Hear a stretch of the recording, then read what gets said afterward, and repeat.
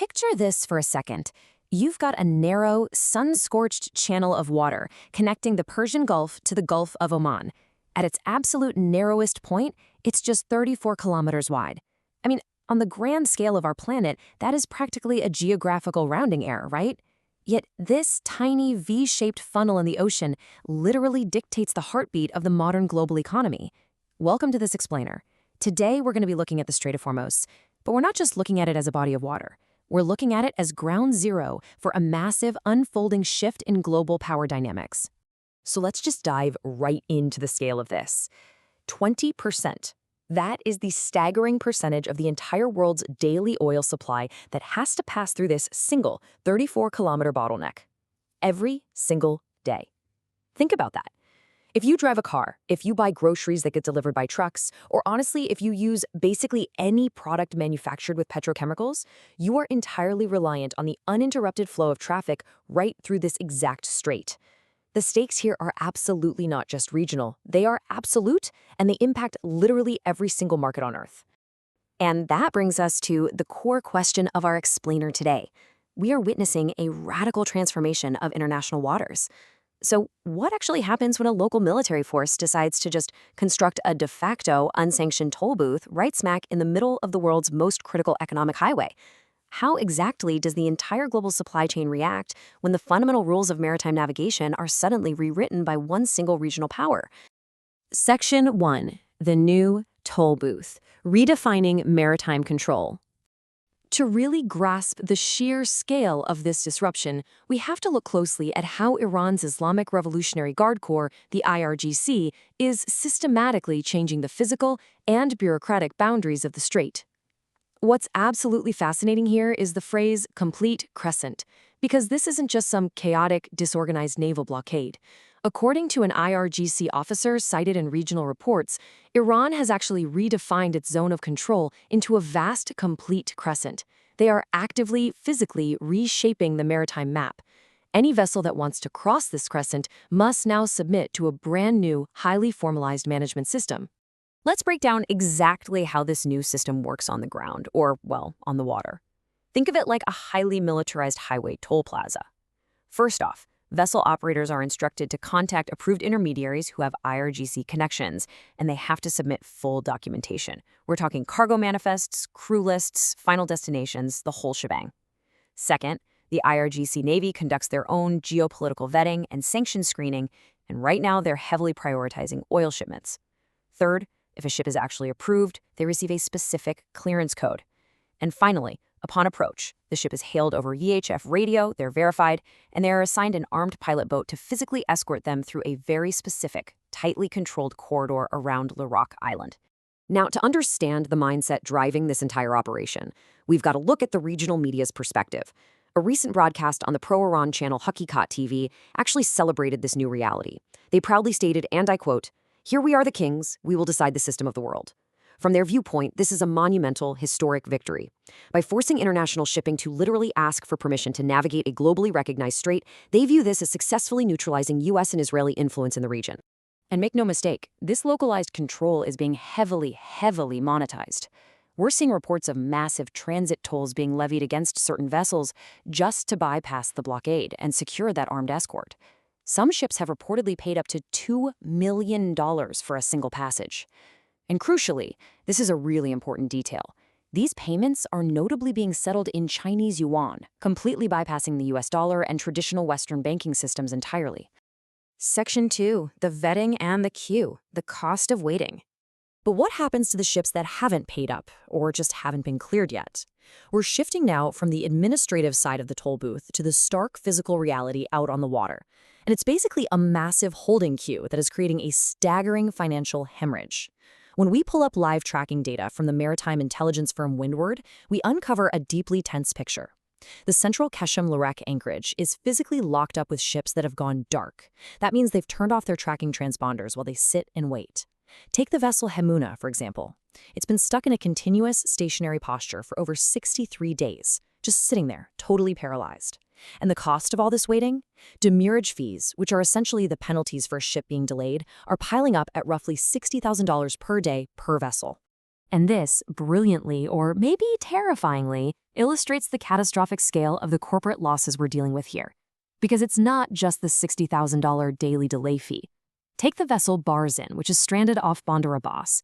Windward estimates that on top of the value of the trapped cargo itself, the Barzin is bleeding an astonishing $2.5 million every single day in export revenue opportunity costs. It is quite literally an economic pressure cooker just sitting right there on the water. Section 3. The Sanctions Dilemma, the impossible choice for shippers. This intense financial pressure forces us to move out of the physical waters and into the corporate boardrooms in London, New York, and Geneva. Because shipping companies are now facing an absolutely paralyzing legal trap. Here is the impossible dilemma. On one hand, you have option A. Pay the toll in yuan, get your clearance code, and move your highly valuable cargo. But by doing so, you risk severe criminal prosecution by the US, the UK, or the EU for funding a sanctioned entity. On the other hand, you have option B. Refuse to engage, hold the line. But that means facing infinite delays, millions of dollars in cascading losses, or the very, very real threat of your vessel being violently boarded and seized. As you can imagine, maritime lawyers are incredibly nervous right now.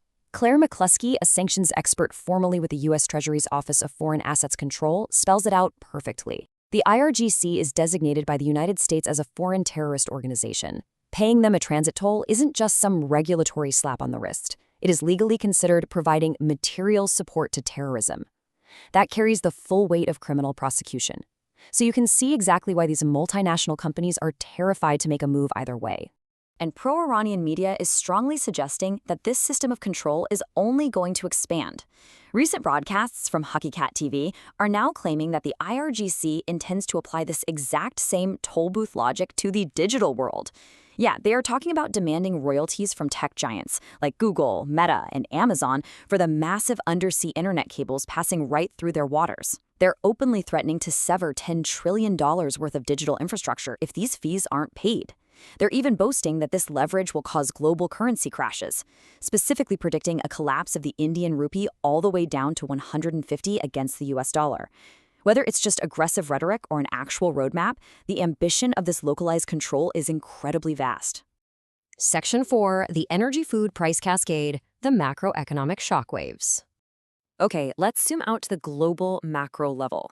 If this choke point continues to tighten, or if it fully closes, it absolutely won't just be shipping companies bleeding millions. It triggers an unstoppable macroeconomic shockwave. To really understand this, we can turn to some highly complex economic modeling from the Kiel Institute for the World Economy. Look at how the damage actually builds in a price cascade scenario. Under a full closure of the strait, a structural disruption causes a nearly 12% spike in crude oil. But follow that cascade upwards. That massive energy shock transmits directly into chemicals and fertilizers, pushing them up nearly 6%. And because our entire modern agricultural system relies on chemical fertilizers, that shock hits the very top of the chain, driving up global wheat and cereal prices by over 4%. It turns out economists actually have a specific term for this. It's called bottleneck amplification. It is a literal domino effect. You see, the Haber-Bosch process, which is how we create the chemical fertilizer used to grow the vast majority of the world's food, requires natural gas. Therefore, you simply cannot have an energy crisis in the Middle East without it inevitably transforming into a farming crisis and ultimately a severe food crisis worldwide. The global markets are just way too deeply intertwined. Section 5, Global Economic Shockwaves. Who bears the heaviest burden? So who actually ends up paying the highest price for this crisis? We've talked a lot about multi-million-dollar companies and global commodities, but the final, most devastating human cost of this maritime choke point actually falls on the world's absolute most vulnerable populations. When we map out the projected negative changes in national welfare, which is essentially a metric for a country's living standards, we start to see a really stark, undeniable pattern. The top 20 most affected countries, they aren't the wealthy Western nations. They are highly energy-dependent developing nations in sub-Saharan Africa, South Asia, and parts of Eastern Europe. Countries like Zambia, Togo, and Mali end up bearing the absolute heaviest burden simply because they lack the domestic alternatives to cushion the blow. And when we isolate the data specifically for food price vulnerability, the numbers become genuinely alarming. For a country that relies simultaneously on imported energy and imported fertilizers just to feed its own population, the price spikes are extreme. Look at these projections. Zambia is projected to face a devastating 30.7% increase in food prices. Sri Lanka is staring down a 15.3% spike.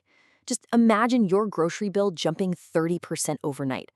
For citizens in these nations, a disruption in the Strait of Hormuz isn't some abstract shipping logistics issue.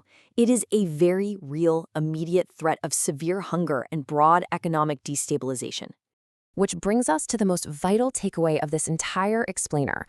The true cost of this new IRGC toll booth is absolutely not isolated to corporate demurrage fees or $2 million wire transfers settled in Chinese yuan. The true cost travels thousands of miles through the global supply chain, amplifying at every single step, until it is ultimately paid at local grocery stores and markets by families in the world's most economically vulnerable countries. We're going to leave you with this final thought. A 34-kilometer stretch of water is currently rewriting international maritime law. It's testing the absolute boundaries of global sanctions, and it is holding the food security of entire developing nations hostage. As this highly organized, localized control permanently alters the very mechanisms of global trade, we really have to ask ourselves, will this heavily militarized toll booth become the permanent new normal for international waters? And if it does, where exactly will the next one be built? Thank you so much for joining us as we unpacked the deep complexities of the Hormuz choke point today. Keep questioning and keep learning.